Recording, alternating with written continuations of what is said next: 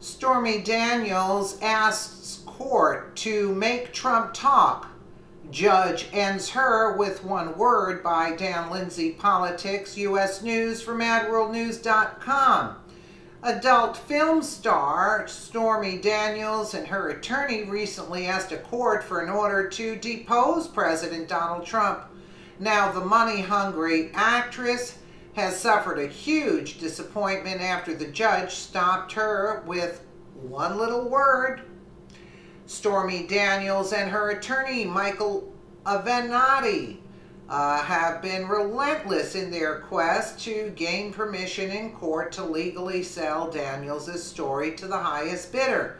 According to Daily Caller, a California judge deflated Daniels' hope to depose Trump and make him talk, saying that her request was premature. Following the judge's ruling on Thursday, March 28, 2018, Avenatti took to Twitter to vent about how unfairly he and his client are being treated. Here is an order from the court denying our motion as premature on procedural grounds.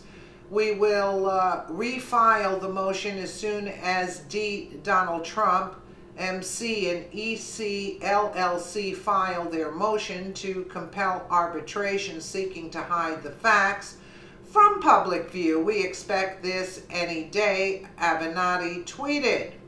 All right.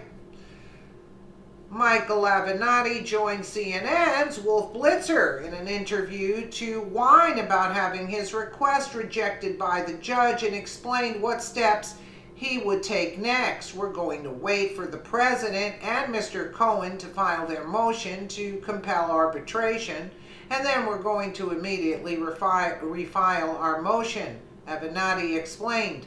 Again, Wolf, based on the language of the order that came down today, they are in a world of hurt. They are not in a good place. We told them what the law was before we filed the motion. They didn't seem to understand it. Maybe they're going to understand it now, but I think we're going to get the discovery that we've asked for, and I think we're going to get the trial we've asked for. Avenatti continued. In an attempt to make it look like less of a blow, Avenatti said it's not even a gnat. He told Blitzer, the court has denied this on procedural grounds. We know they're going to file it. We're going to refile it. I'm excited about the prospects now more than ever because of the order. Who would really want to read that crap? Michael Avenatti, to react to this latest development. So what's your reaction to this federal judge's decision, Michael? Well, Wolf, over the course of my lifetime, it hasn't happened a lot, but it turns out that we were a little premature this time around. This is just a procedural ruling.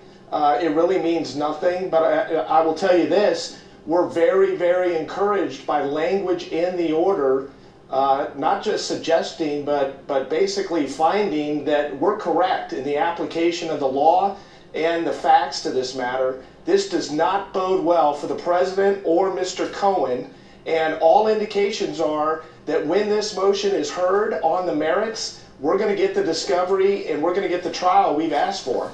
And I think that we've provided some portions of that order that are important for people to comprehend and understand.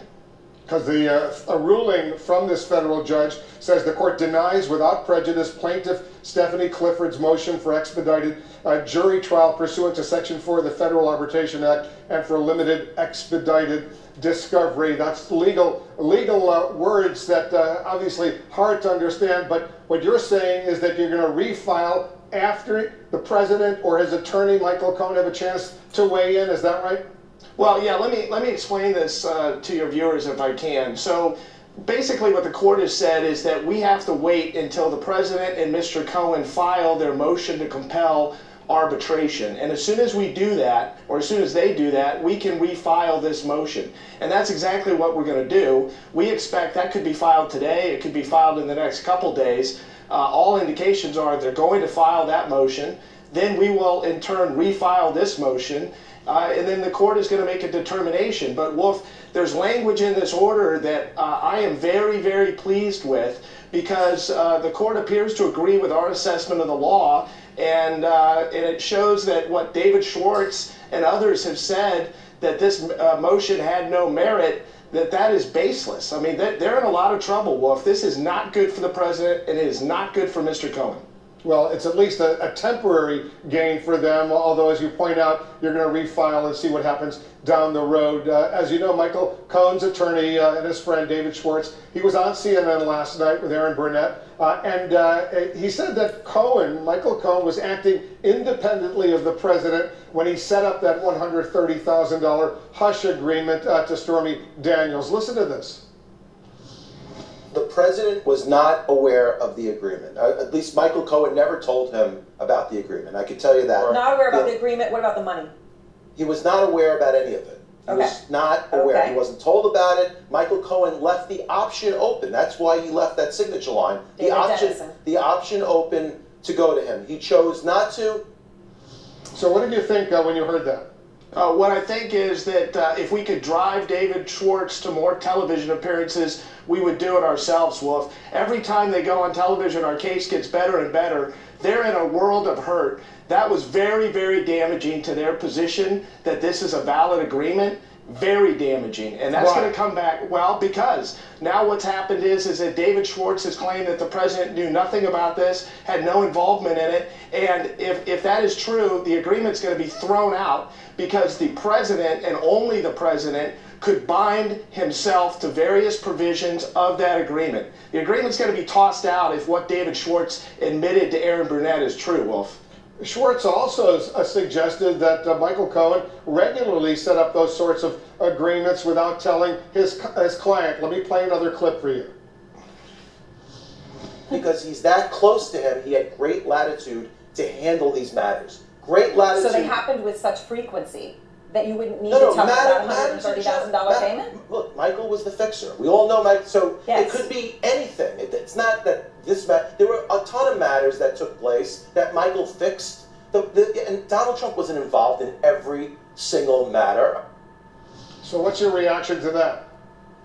Well, I mean, this is legal buffoonery. I mean, it just gets, these guys are making it up as it goes along. I just, you know, as a guy that has practiced law at a high level and against some really good attorneys around this country for 20 years, I mean, this is just amazing to me. I mean, David Schwartz, if that's to be believed, there's significant ethical concerns now relating to Michael Cohen's conduct in supposedly settling cases without authority. That raises a whole host of additional issues for Michael Cohen. I mean, these guys just can't get it straight, Wolf.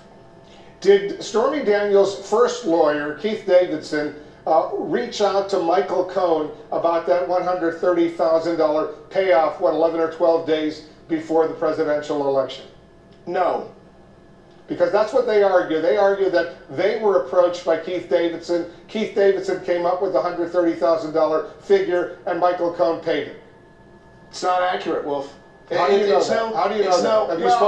Have you spoken to Keith Davidson about this? I'm not going to get into the details, Wolf, as to how I know that. But look, that assertion is just as accurate as Michael Cohen paying the $130,000 from his own money and never talking to the president about it, and the president knowing nothing about it.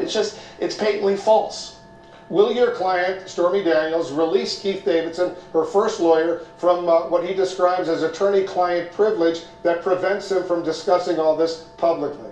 I don't know, Wolf. We haven't discussed it. That's a big determination for a whole variety of reasons that are far more important in many instances than this particular finite issue. She may consider it, and she'll make a determination ultimately. But if your goal is for the American people, the American public, to know the entire truth, and you're simply seeking transparency, that's what she said in her interview on 60 Minutes with Anderson Cooper, why not release him and let him tell everything he knows publicly? I'll tell you what, Wolf, we'll make this challenge. If Michael Cohen and the president will waive the attorney-client privilege relating to this NDA and all of the others, my client will as well. How about that? Well, you know, but you could release them right away, even on your own, if you're simply seeking transparency and letting the American people know exactly what happened. Well, Wolf, again, This has got to be a two-way street. Where is Michael Cohen? Where is the president? We've got no information from them. Zero. We continue to go on television. We're asked tough questions from you and others. We're answering those questions. These guys are nowhere to be found except for the legal buffoonery of David Schwartz. Did Keith Davidson, from your perspective, act ethically on behalf of your client, Stormy Daniels? I have an opinion on that, Wolf, but I'm not going to state it on national television. I don't feel comfortable doing that. Well, of course, the mainstream media is more than eager to eat this up as they continue bashing President Donald Trump for what they would like to portray as sins of the past. It's hilarious to see the left's attempts to alienate Trump's base by promoting the Stormy Daniels drama. I don't think liberals have figured out that Trump's supporters really only care about one thing: making America great again. According to USA News, Daniels' attorney was ridiculed by CNN's Morning Joe host Micah Brzezinski and Joe Scarborough. This attorney, Michael Avenatti, is like feeling very Gloria Allred to me, overexposed in a huge way, and in this specific case he is overexposed. Joe and he has underdelivered, Brzezinski said. If you're a lawyer and you've got all the evidence that you need that's going to prove that you're ultimately in the right, you don't go on cable news 10, 12 times a day. Scarborough responded, you don't call Michael Cohen a punk, screaming at the top of your lungs on Anderson Cooper's show. You sure don't tease out a CD and say, hey, look what we've got. Look what we've got. Scarborough said, I'm sorry, that's Bush League. All of those things are what Bush League lawyers do when they're in it to get the publicity. And his actions over the past 2 days have been really surprising because he's overpromised and he's underdelivered time and time again. It's always amusing when the left attacks the left. I don't see Daniels' lawsuit against Trump going anywhere, and honestly, conservatives in America don't care about her allegations of an affair with the president. Perhaps it's time for Daniels to get a real job and earn a living like the rest of us. Maybe it's a thought. Look, they're looking for money now, you know what I'm saying? That's basically the bottom line. Whether it's from Trump, whether it's from a book deal, they don't care where it comes from or how it comes from. They just want some money, and they want some heavy-duty money. That's basically the bottom line. Let me know what you guys think in the comments below, and again, thank you so much for watching.